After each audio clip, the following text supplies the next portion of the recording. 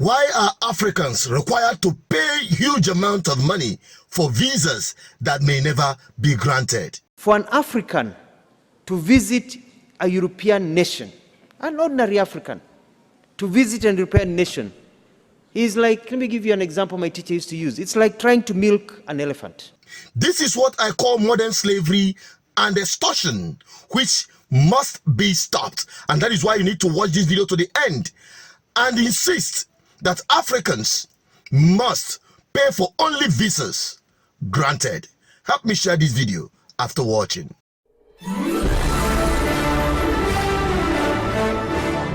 Yeah, wonderful people, viewers and subscribers. You're welcome back again to this platform where we tell you undiluted truth. Africans, listen to me. Have you noticed that the Western world, not just the Western world, every other continent outside Africa is now using visa process as a new slave trade recruitment and a big cash out on African soil? Well, before I delve into that, this African leader pointed it out clearly the way it should be. Listen to him. For an African to visit a European nation, an ordinary African, to visit a European nation, is like, let me give you an example my teacher used to use. It's like trying to milk an elephant because of the visa process. However, for a European to visit an African nation, most of our nations, it is like a walk on the beach. It's like going to have a cup of tea. But then that is not the problem. The tragedy is that now for an African to visit a fellow African within the African Union, the visa restrictions in many of our nations, among us, between our brothers and sisters, is like trying to brush the teeth of a crocodile.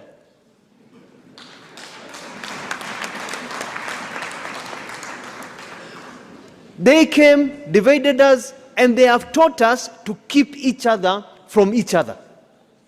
Them, they're mingling with each other and making money and growing, but they have taught us to hate each other.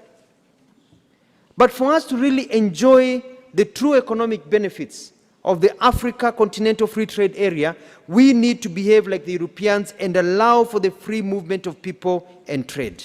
To this end, in our contribution to this continental aspiration, Kenya is committed to progressively, and we are moving very fast by the end of this year, to abolish visas to citizens from African Union member states to make it easier to invest and do business in Kenya and across the continent. This is what I am talking about. Kenya is the deal. We are going to open the borders of Kenya. We do not fear our fellow Africans. Come, travel to Kenya. Live, do business in Kenya. Trade, make money in Kenya. And we hope we'll get reciprocity with the rest of you. Let us open our continent so that we can make money and live together. Let us remove the shackles of colonialism that are still embedded in our heads and be able to move forward.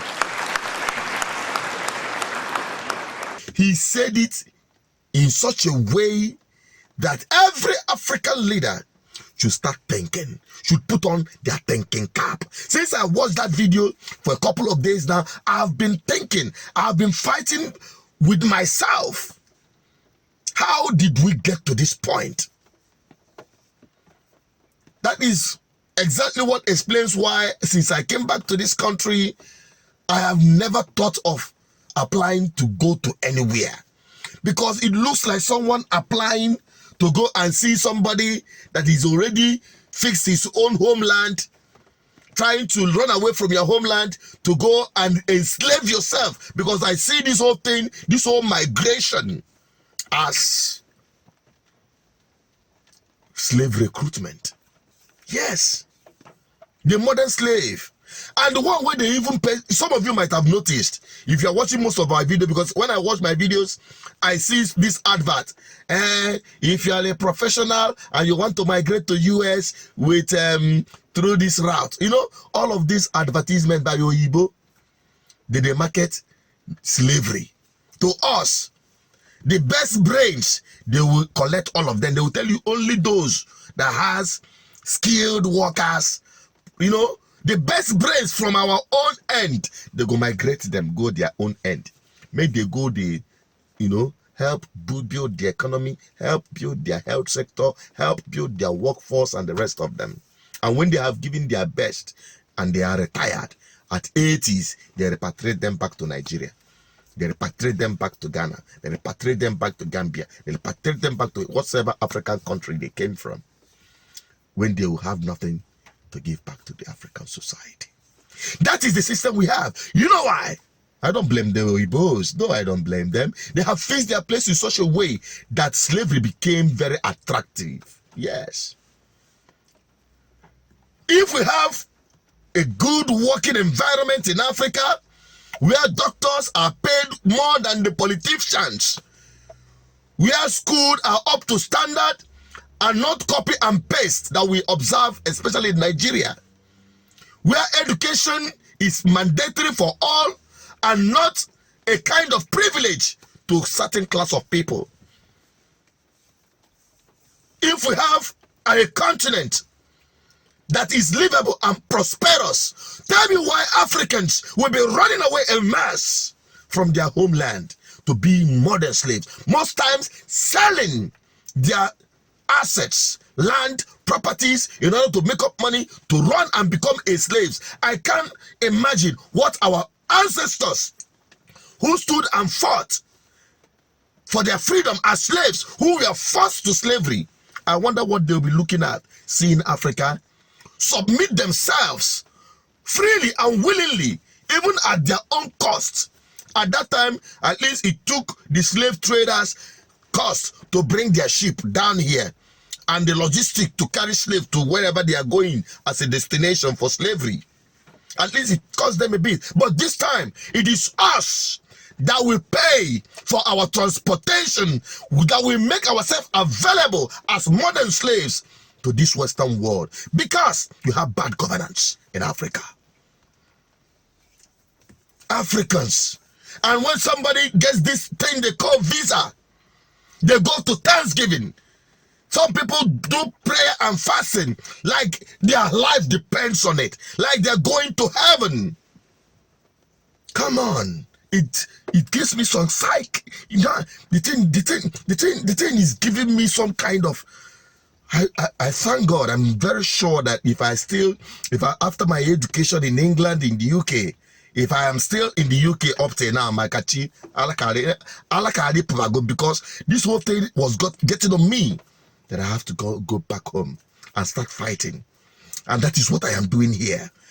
And start speaking up, so that we start fixing our homeland, so that we stop making ourselves available and willing slaves in the modern era. I just hope, as I speak, so many people are applying. Even as I speak, people from my own family are applying to leave. How can you hold them back when you don't have an alternative to offer them? That is why we must stay.